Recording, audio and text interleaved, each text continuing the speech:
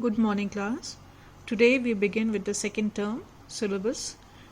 In the second term syllabus, the first chapter we are going to do is industries. In this chapter, we are going to learn about the need for industries, types of industries, factors determining the location of industries, major industries of the world, and about industrial pollution. I want you to turn to page 36 now. Keep your pencils ready. Whatever you see underlined, you have to underline it and write down the explanation and terms which you see written over there, or what I ask you to write. The word industry comes from the Latin word industria, meaning building up. It is often used as a collective term for building up businesses and commercial activity. The wealth of a country depends on the ability of that country in converting raw materials into different utility products. This is why, children, India is not a developed country, it is a developing country. It has yet to exploit the resources available in its region or in its area.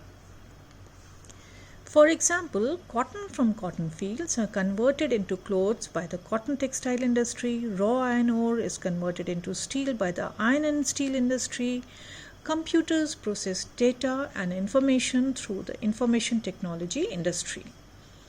We can wonder to know how a car made up of steel, rubber, fabric and glass is so expensive. The amount of iron ore required to make the fine steel body of any car is quite less in comparison to the tons of iron ore it requires to manufacture it. All these facts are indeed amazing. So, what we are going to study in this chapter is quite amazing and interesting. So, please pay attention and you will not need to learn anything by heart. I'm not saying that you don't have to, but then if you pay attention and you take interest in whatever is being taught, then you will really love it. Now, first of all, we'll see why do we have this need for industries or need to build up. Manufacturing is building up is categorized under secondary sector. What is the primary sector? Availability of the raw material. Not because it is of secondary importance, but because it changes materials of the primary sector, that is the raw materials, and add value to it. Why? How? By making it into a finished product or good. This process is called value addition. So, if we ask you to define value addition, it will be to transform materials of the primary sector into a finished good and by adding value to it. Now, industrialization also helps other aspects of development of any country. This can be asked as give reason how? By boosting agriculture, mining, construction, communication system and export. Industrialized countries have a good balance of trade, which means that the total value of its exports is greater than the total value of its imports. What they are selling is more than what they are buying. So this too can be asked as give reason. That industrialized countries have a good balance of trade. How? Because their export share is much greater than its import share. Other important needs of the industries are industries offer huge employment opportunities and take away the burden from other economic sectors. So lot of people are employed in the industries. Industrial development paves the way to increase international trade for any country, which ultimately brings foreign exchange for the country itself. So when we are trading with another country, children, we bring foreign exchange. See, you know that Indian currency as such does not have any importance in the international trade or in the international market.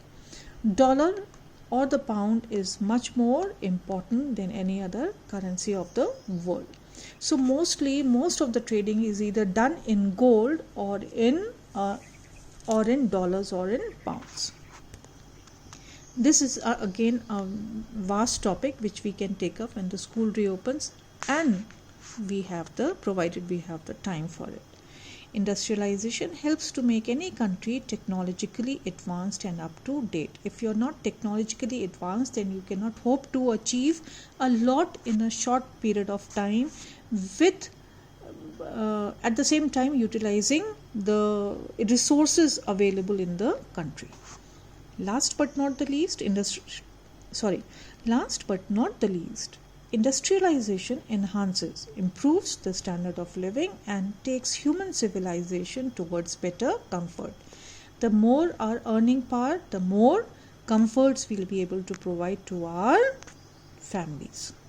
However, the large-scale industries which we see today have developed only in the last 2 or 3 decades. This is when we are talking about our own country. Industrial revolution started in the European continent in the mid-18th century or in the late 17th century. Now, types of industries. On the basis of raw material used, industries are generally categorized as mineral-based industries and agro-based industries. Now, let us first look at mineral-based industries. The industries which get their raw materials from the mining sector are called mineral-based industries. So, these industries use minerals and fossil fuels in their manufacturing process. What are the minerals? Such as iron ore, bauxite, limestone, coal, petroleum are all fossil fuels. Natural gas is again a product of fossil fuel as raw material. Now, most of the mineral-based industries are large-scale integrated plants. Why integrated plants? Because they are a collection of many processing units which finally, different production criteria is taken at different processing units, and that those products are combined into one finished product. And as they use heavy and bulky materials, generally these are heavy industries too. Mini steel plants or simple smelting units are generally medium or small scale industries. So please keep on underlining all that. Some important mineral-based industries are steel plant, automobile industries, shipbuilding and aircraft industries, metallurgical industries, cement industries, fertilizer industries and petrochemical industries. All these are mineral-based industries. Now coming to agro-based industries. Industries which get their raw materials from the agricultural sector are called agro-based industries. These industries use farm products in their manufacturing process, such as grains, fruits, vegetables, leaves, seeds and any other parts of the crop plants. So they are dependent on the vegetation. Agro-based industries can be large scale, small scale or cottage level industries. Let us see how. For example, a large integrated cotton textile plant is a large scale agro-based industry because it is a large integrated plant. Spinning of yarn and weaving can be a small scale manufacturing unit or just a family operated cottage industry. So read it once or twice again and you will know what we are talking about. Other important agro-based industries are sugar industry, jute and silk textiles, tea, coffee, vegetable oils, rice mills, fruit and vegetable pulps and juices, jams, sauces, flour mills, spice grinding, pickles, etc. On the basis of investment and size, generally the mineral industries are categorized as large scale industries, small scale industries and cottage industries.